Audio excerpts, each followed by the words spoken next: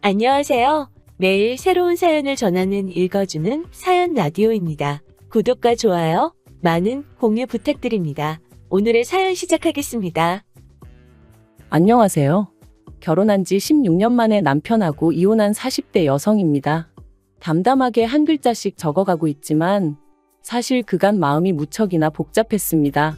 남편이 바람을 피웠다던가 도박을 했다던가 누가 봐도 욕 나올 만한 짓거리라도 했으면 제 마음이 이렇게까지 심란하진 않았을까요?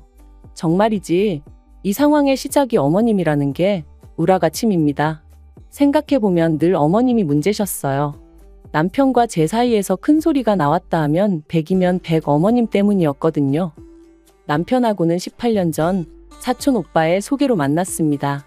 그렇다고 사촌 오빠랑 남편이 얼마나 가까운 친구 사이였냐 하면 그건 아니었고 사촌 오빠도 건너 아는 사람이라 했는데 뭐 회사도 좋은데 다니고 하니까 건실한 청년 같다며 자기 딴에는 아끼는 여동생인 저를 챙겨준답시고 다리를 놔준 거였죠. 아무튼 그렇게 만나게 된 저희는 햇수로 1년을 연애했습니다. 그리고 남편이 어차피 둘 다 서로 확신이 있는데 굳이 시간 낭비할 필요가 뭐가 있냐 하며 결혼 이야기를 꺼냈고 저도 딱히 거절할 이유를 찾지 못했거든요. 그래서 그렇게 지금 생각해보면 조금은 번갯불에 콩 구워 먹듯 부부의 연을 맺었습니다. 결혼 당시만 하더라도 양가 부모님이 다 살아계셨고 또 양쪽 다 형편이 빠듯한 것은 아니었기에 저희 친정에서 5천, 시댁에서 1억 해주셨습니다. 참고로 요새야 반반 결혼이니 뭐니 그렇게들 한다지만 16년 전만 하더라도 그래도 그림상이라고 해야 하나 분위기가 얼마라도 남자 쪽이 더 해오는 시기였어요. 그렇지 않으면 남자 쪽은 남자 쪽대로 자존심 상해했고 여자 쪽도 여자 쪽대로 좀 껄끄러워했다고 해야 하나. 적어도 제 주변은 그랬거든요. 그리고 제가 이런 이야기를 하는 이유는 저희 친정에서 시댁보다 부족해서 돈을 덜 해주시고 그런 건 아니었다는 얘기가 하고 싶어서입니다. 추가로 제 연봉이나 남편 연봉이나 크게 차이나지 않았다는 것도 알려드리고 싶네요. 그런데 그렇게 지원을 받으면 뭐 하나요? 이제 와서 말이지만 저희 시부모님 그 1억 해주시고 정말 어지간히도 사람을 못 살게 구셨습니다. 일단 시작은 당시에 서울에서 작은 아파트 하나 사서 신혼살림 차리고 얼마 되지 않았을 때였어요. 하루는 어머님이 연락도 없이 오셔서는 난데없이 밍크가 갖고 싶다고 하시더라고요. 당신 주변을 보니까 아들 장가 가는데 1억이나 해주고 꼴랑 가방 하나밖에 못 받은 사람은 당신밖에 없다고 하소연을 하시면서 말이죠.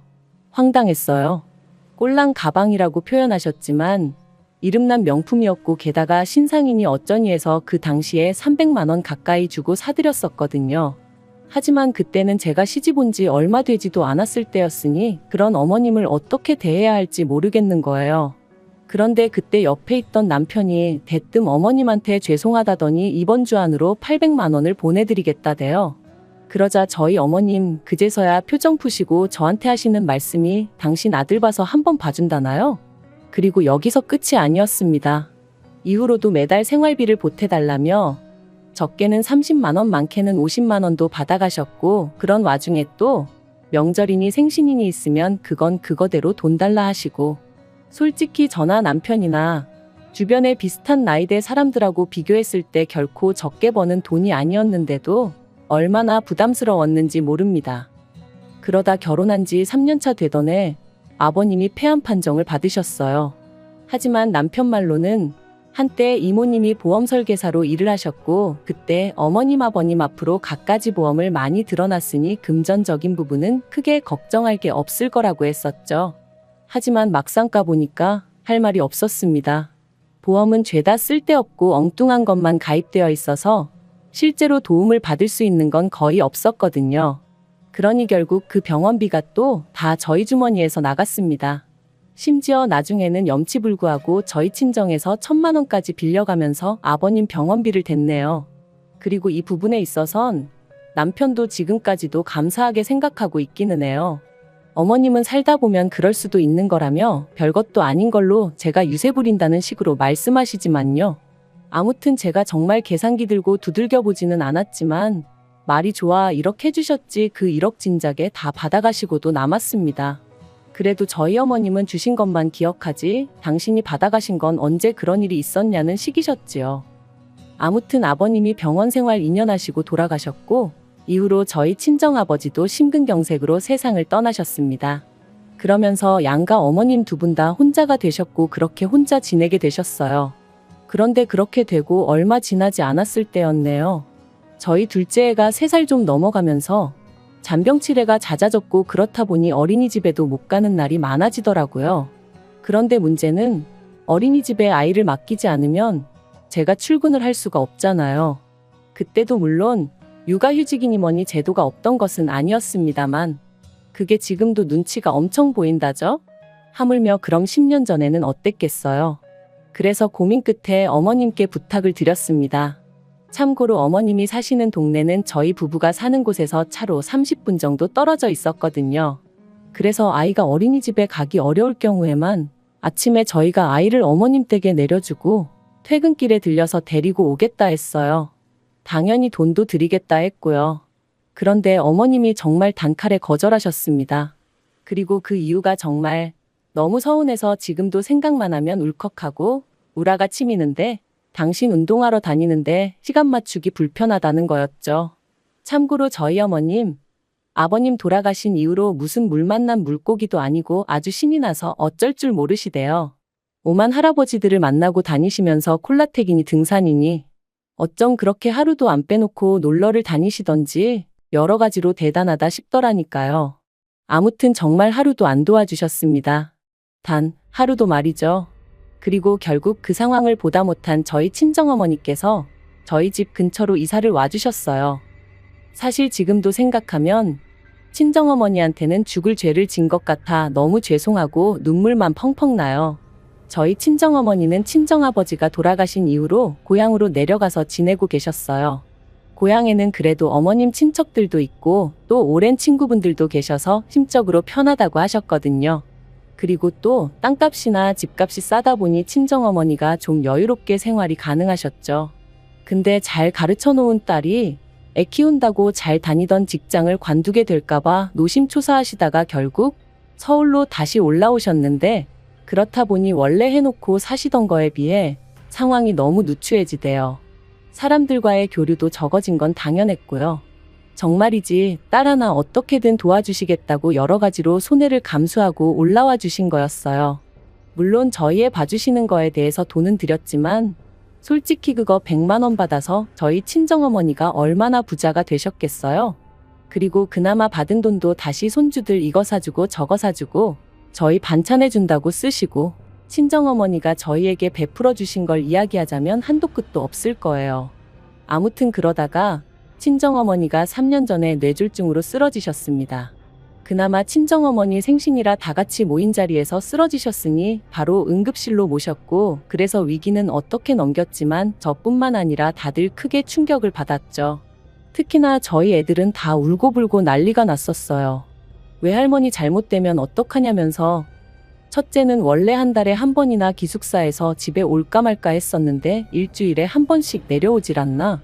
거기서도 하루가 멀다 하고 저한테 전화하고 친정어머니한테 전화하고 연결 안 되면 저더러 가서 외할머니 잘 계시나 보고 오라고 하고 둘째도 뭐 매일같이 외할머니랑 우리 같이 살면 안 되냐고 저랑 남편을 졸라댔어요. 정말이지 저희 친정어머니라서 하는 말이 아니라 정말 저희 애들을 사랑과 정성을 다해 돌봐주시고 키워주셨거든요. 그래서 결국 남편과 상의 끝에 친정어머니를 저희 집에서 모시게 되었습니다. 마침 남편이 그 무렵 지방에 발령이 나면서 서로 불편할 일도 없겠다 싶기도 했고요. 남편은 어디 가면 꼭 마치 자기가 무슨 장모님을 모시고 산 사람 마냥 합가라고 표현을 하지만 저는 지금도 그 표현이 가당치도 않다고 생각합니다. 지방 발령을 받은 후 남편은 기숙사에 있는 첫째보다 더 낮은 빈도수로 집에 왔었고 그래서 친정어머니가 저희 집에 들어오시고 1년 만에 돌아가셨는데 그때까지 실제로 한 집에서 부딪힌 건 10번이 채 안 됐거든요. 그리고 저희 남편이 집에 오면 뭐 얼마나 살뜰히 저희 친정어머니를 챙겼냐 하면 그것도 아니었어요. 오히려 저희 친정어머니께서 사위 혼자 고생하다 왔다며 그 와중에도 상다리가 부러지게 한상 차려주시고 그랬죠. 그리고 남편이 뭐 이혼하게 된 마당에 이런 표현도 웃기지만 그런 부분에 있어서는 지금도 감사하다고 말은 해요. 다만 저더러 한다는 소리가 자기 어머니한테도 저희 친정어머니처럼 애들하고 가까워질 기회를 줘야 할 거 아니냐는데 저는 충분히 드렸다고 생각하거든요. 그 모든 기회를 차버리신 건 어머님 본인이시고요. 이런 이야기가 나오게 된 건 얼마 전에 있었던 어머님의 폭탄 선언 때문입니다. 친정어머니가 돌아가신 지 1년도 안 되었는데 어머님이 이제 당신 차례라며 합가를 하자고 하셨거든요. 그리고 그 이유가 정말 어이가 없었습니다. 원래도 저희 어머님은 당뇨에 고혈압에 난리도 아니셨는데 매일같이 놀러 다니시며 술 드시고 고기 드시고 한마디로 하나도 관리를 안 하셨어요. 그랬더니 이제 언젠가부터 몸이 예전 같지 않다면서 앞으로는 며느리가 해주는 밥 먹고 며느리가 빨아주는 옷 입고 그렇게 지내셔야겠다는 거예요. 어쩜 그렇게 한마디 한마디 어이없는 소리만 골라 하시던지 저 정말 하마터면 코웃음을 다 칠 뻔했다니까요.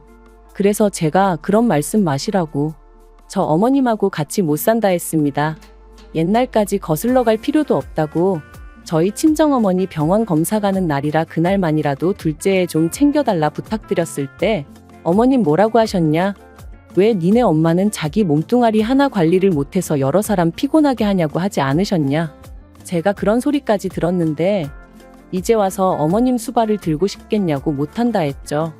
그랬더니 어머님이 그때는 당신도 다 당신 할 일이 있었는데 제가 무턱대고 들이대니 기분이 나빠서 그런 소리가 나왔다며 그게 진심이었겠냐? 너는 사람 말을 걸러들을 줄도 모르냐?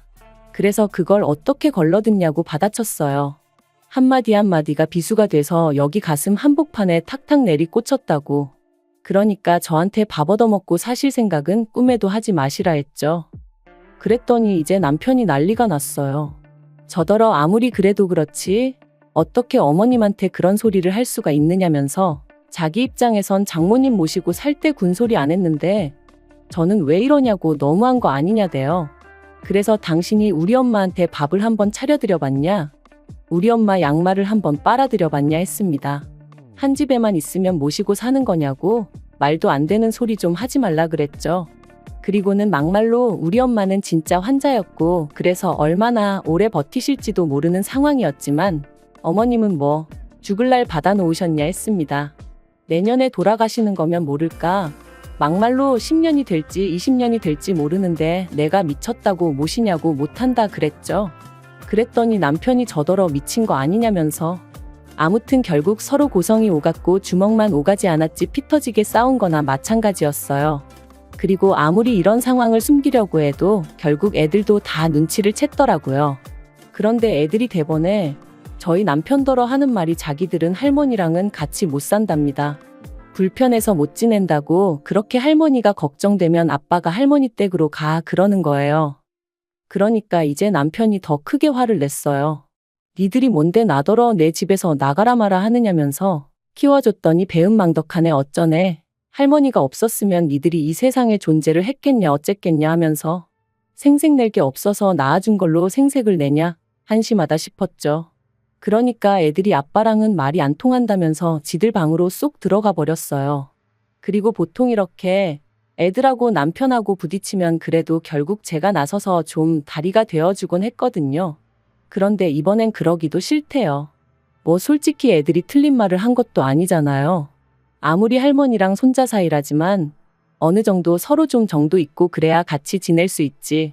할머니라고 해도 어쩌다 명절이나 애들 생일 때 돈 10만 원 쥐어주신 게 전부인데 애들 입장에서 거기서 할머니의 정을 느꼈으면 얼마나 느꼈겠어요. 아무튼 그래서 이후로 애들이 남편을 본체만체 하던데 저도 그러던지 말던지 냅뒀습니다. 분명 올바른 가정교육은 아니었지만 남편이 너무 꼴보기가 싫으니까 제가 뭐라고 하기도 싫더라고요. 아무튼 그런 와중에 저희 어머님이 기어이 당신 짐을 싸들고 저희 집에 오셨습니다. 저희 친정어머니가 돌아가시기 전까지 쓰시던 작은 방에 당신 짐을 푸셨고요. 그리고는 그때부터 본격적으로 저를 잡기 시작하시대요. 집안이 왜 이렇게 우중충하냐? 반찬이 이게 뭐냐? 빨래를 왜 매일 안 하냐? 솔직히 제 입장에선 기도 안 찼습니다. 어머님이 살림을 얼마나 똑부러지게 하시던 분도 아닌데 그렇다고 제가 무슨갓 시집 온 새색시도 아닌데 말도 안 되는 꼬투리를 잡아대시니 환장할 노릇이었죠. 그래서 결국 남편에게 우리냐 아니면 어머님이냐 둘 중 고르라 했습니다. 그랬더니 저더러 미쳤냐고 고르긴 뭘 고르냐면서 저만 좀 양보하고 이해하면 다 잘 지낼 수 있는데 제가 일을 크게 만든다대요. 그래서 결국 절이 싫으면 중이 떠나야지 하는 마음으로 제가 나가겠다 했어요. 집이야 뭐 이혼하게 되면 나라에서 알아서 재산 분배해 줄 것이고 어차피 공동명의라 남편 마음대로 할 수도 없는 상황이었으니까요. 그리고 저는 친정어머니가 남겨주신 재산도 있고 그래서 그걸로 작은 빌라나 하나 얻어서 일단 들어가야겠다 싶었죠. 그런데 문제는 애들이 자기들도 저를 따라가겠다고 들더라고요. 죽어도 아빠랑 할머니랑은 못 산다면서. 그래서 그래, 한번 셋이서 잘 지내보자 하고는 남편에게 통보했어요. 애들하고 나하고 셋이 나갈 테니 어머님하고 둘이 한번 잘 지내보라고 당신 말대로 장모님하고도 합가 잘했으니까 친엄마인 어머님하고는 뭐가 어렵겠냐고 그랬죠. 그랬더니 남편이 정말 이렇게까지 해야 하냐면서 자기야말로 저처럼 독한 여자랑 못 살겠다고 이혼하자대요. 그래서 순식간에 완전히 남남이 되었어요. 그런데 웃긴 건 이 시간 동안 저희한테 이혼은 하지 말라고 극구 말린 사람이 딱 한 명 있었는데 그게 어머님이셨습니다. 그런데 이혼한 지 오늘로 한 달도 채 안 됐는데 남편이 벌써부터 죽는 소리를 합니다. 하루가 멀다 하고 문자며 전화며 해대서는 만나서 이야기 좀 하자. 어머님이 완전히 달라지셨다 나도 예전에 내가 아니다. 하지만 그러던지 말던지 제 마음이 완전히 차갑게 식어서 그런가? 그런 남편이 꼴사납고 우습기만 할 뿐 불쌍한 마음은 하나도 들지 않네요. 게다가 듣자 하니 어머님이 그간 그렇게 합가하려고 애를 쓰셨던 이유가 매번 당신 죽으면 집은 저희 줄 거라며 거들먹거리셨는데 그 집이 전세도 아니고 월세였더라고요. 사귀던 할아버지가 있었는데 그분한테 잘 보이려고 비싼 골프용품을 어지간히 사다 바치셨던 모양입니다. 그 할아버지도 그 연세에 재혼을 미끼로 저희 어머님을 꼬여내셨던 모양이던데 뭐라 할 말이 없더라고요. 남편도 그 이야기를 하는 내내 속 터져 미치겠다고 울분을 삭히지 못했고요.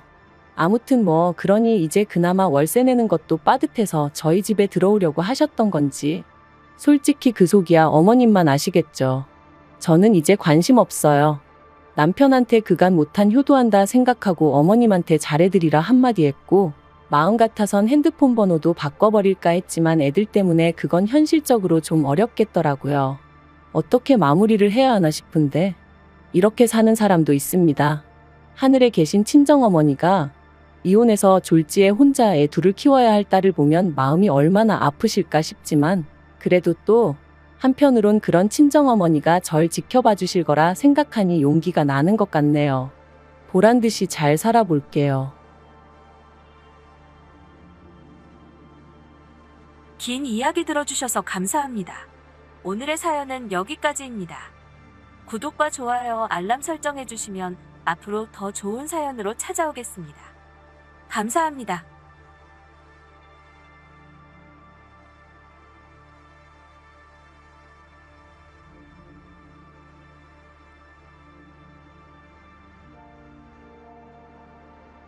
안녕하세요.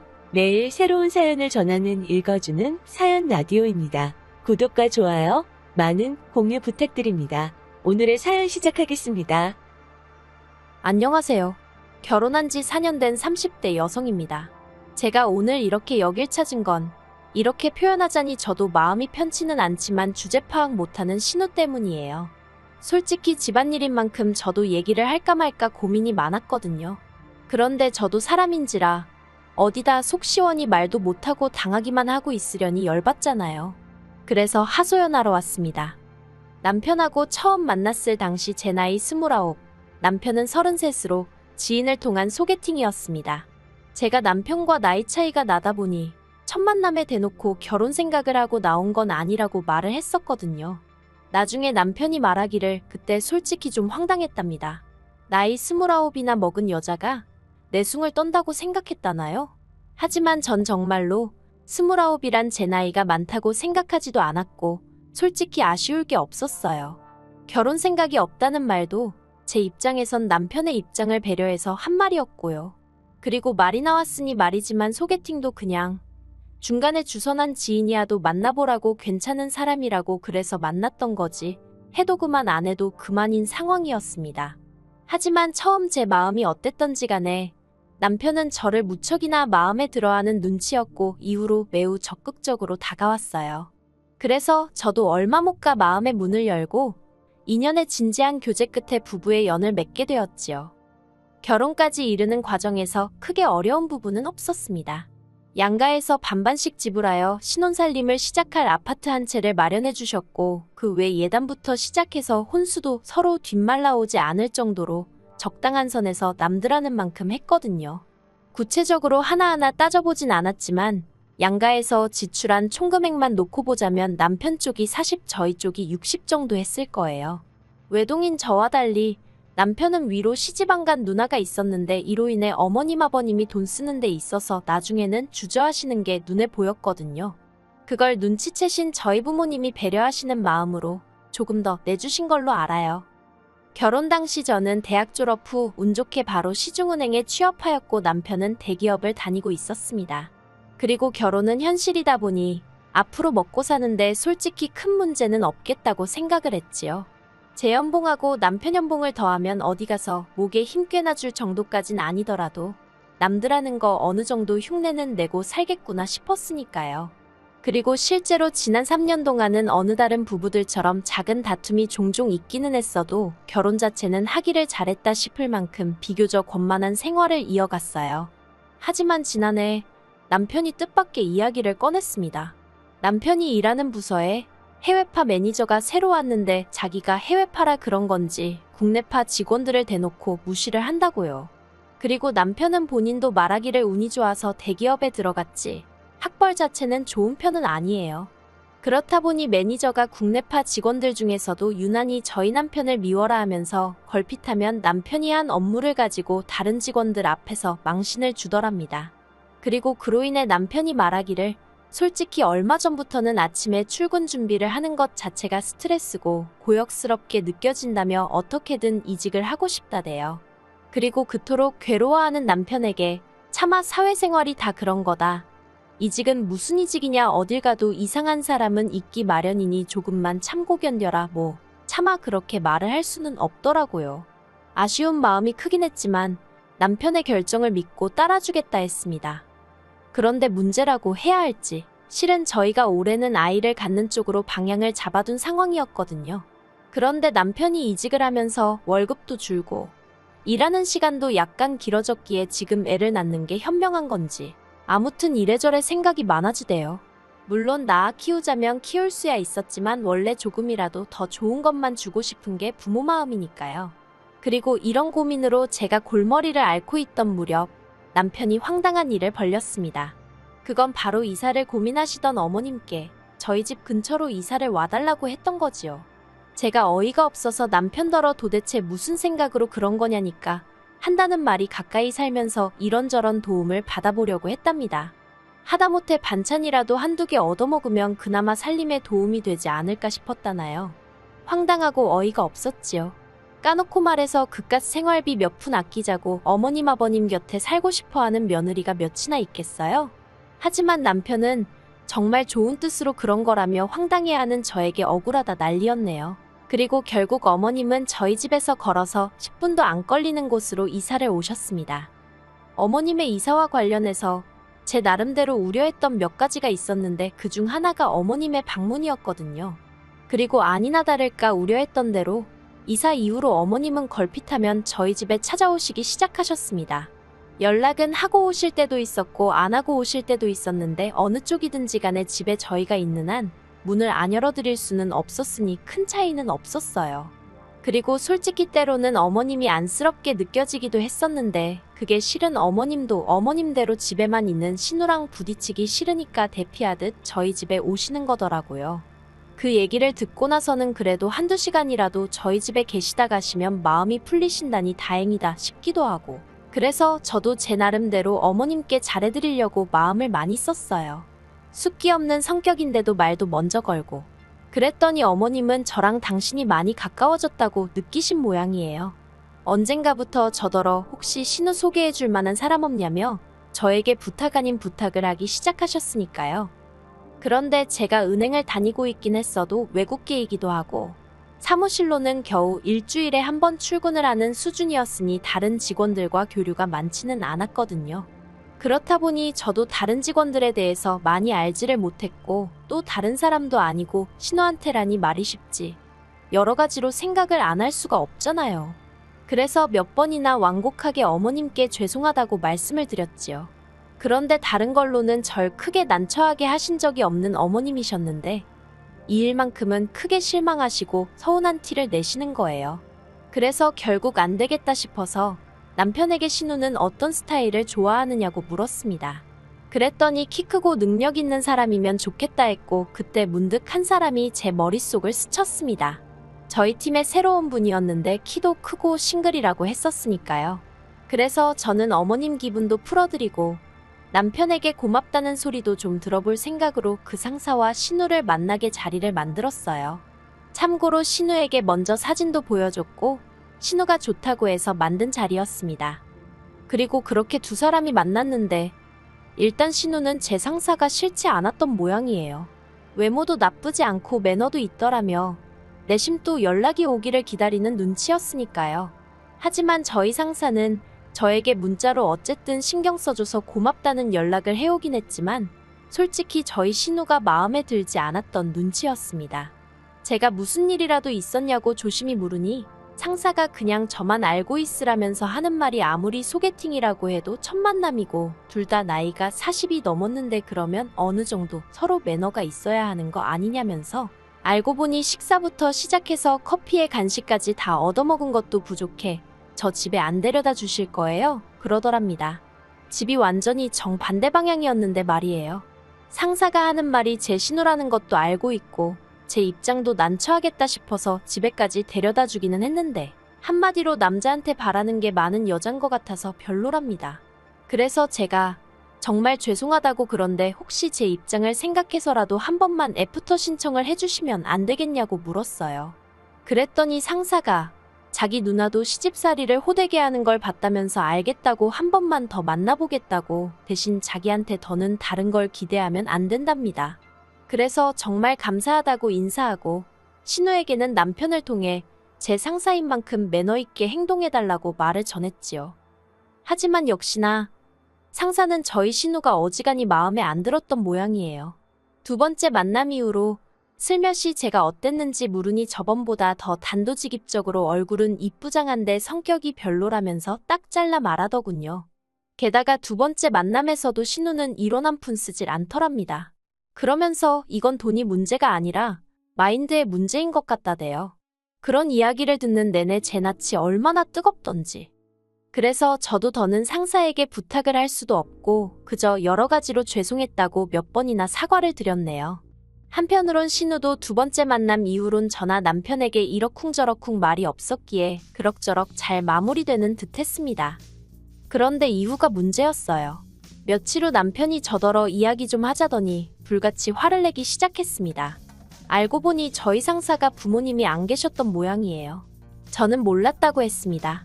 회사 상사의 부모님이 살아계신지 돌아가셨는지까지 아는 경우는 많지 않으니까요.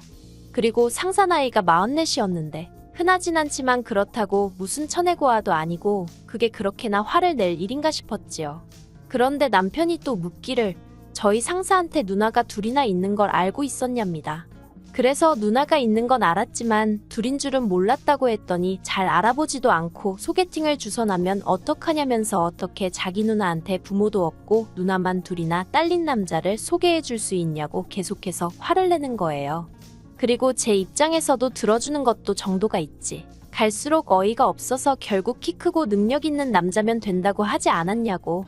상사 키가 188이고 연봉도 1억 가까이 되는데 뭐가 문제냐고 받아쳤네요.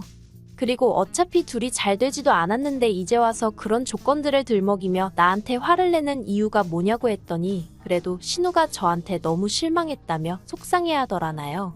자기를 얼마나 만만하게 봤으면 그런 남자를 소개할 수가 있냐면서요. 솔직히 저희 신우라고 해서 이쁘장한 얼굴 말고는 딱히 자랑할 것도 없습니다. 그리고 나이가 40인데 아무리 이쁜들 20대 30대에 젊음이 있는 것도 아니고 그렇다고 직장이 탄탄한 것도 아니에요. 초등학교에서 가끔 기간제 교사로 일을 하긴 했지만 그것도 매번 재계약을 해야 했고 재계약으로 이어지지 않는 경우도 허다했으니까요. 그래도 어디 가면 자기 직업이 꼭 초등학교 선생님이라고 하는 사람입니다. 그렇기에 더욱이 기분이 나빠도 제 상사가 나빠야지 신우가 나쁠 상황은 아니다 싶었는데, 그리고 무엇보다 어차피 소개팅이 파토가 난 상황에서 신우도 제 상사 조건이 마음에 안 들고 제 상사가 그렇다고 신우한테 매달리고 귀찮게 한 것도 아닌데 왜 저한테 난리인 건지 도저히 이해를 할 수가 없었네요. 그리고 남편이 신우를 대신해서라고 해야 할지, 아무튼 한번 난리를 쳤으면 그만이지 그걸로도 분이 안 풀린 건지 어쩐 건지 신우랑 어머님이 또 그 일을 물고 늘어지기 시작했습니다. 어머님이 저더러 얘기 좀 하자면 남편도 없이 저를 따로 시댁으로 부르시더니 이번 일로 제가 시댁 식구들을 어떻게 생각하고 있는지 잘 알게 됐다는 알 수 없는 말씀을 늘어놓으셨어요. 나름대로 교양 있게 말씀하고 싶으셨던 건지 몹시도 애둘러서 말씀하셨지만 결국 제가 시부모님도 무시하고 신우도 무시해서 그런 조건의 남자를 데려왔다는 식으로요.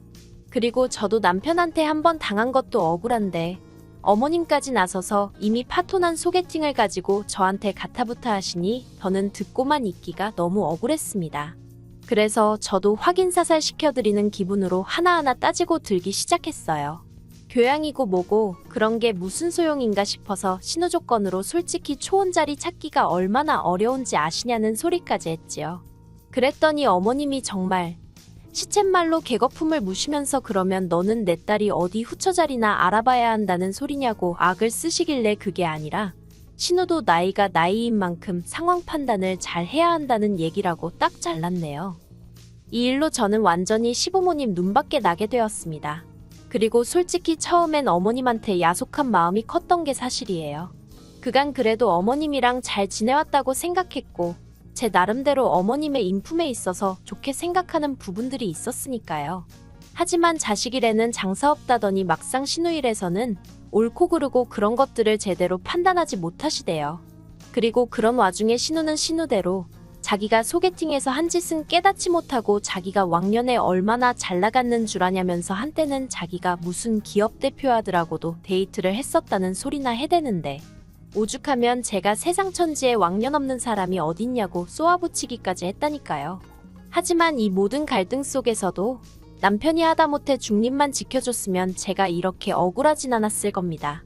그런데 남편은 계속해서 저더러 자기 누나 기분도 이해를 해주라며 저더러 같은 여자면서 너무 냉정하다더니 급기야는 한다는 소리가 저도 자기 아니었으면 신우처럼 혼자 늙었을지 누가 아냐는 막말을 해대더군요. 그 소리를 들었을 땐 정말 자존심이 상해서 솔직히 저도 남편이 좋아서 한 결혼이긴 했지만 남편이랑 이루어지지 않았대도 누구한테라도 갔겠죠. 저는 신우처럼 적어도 오르지 못할 나무를 쳐다보고 착각 속에 빠져 사는 한심한 사람은 아니었으니까요. 그리고 남편에게 그 소리를 듣고는 며칠 동안 정말 밤잠을 설칠 만큼 기분이 좋지 않았습니다.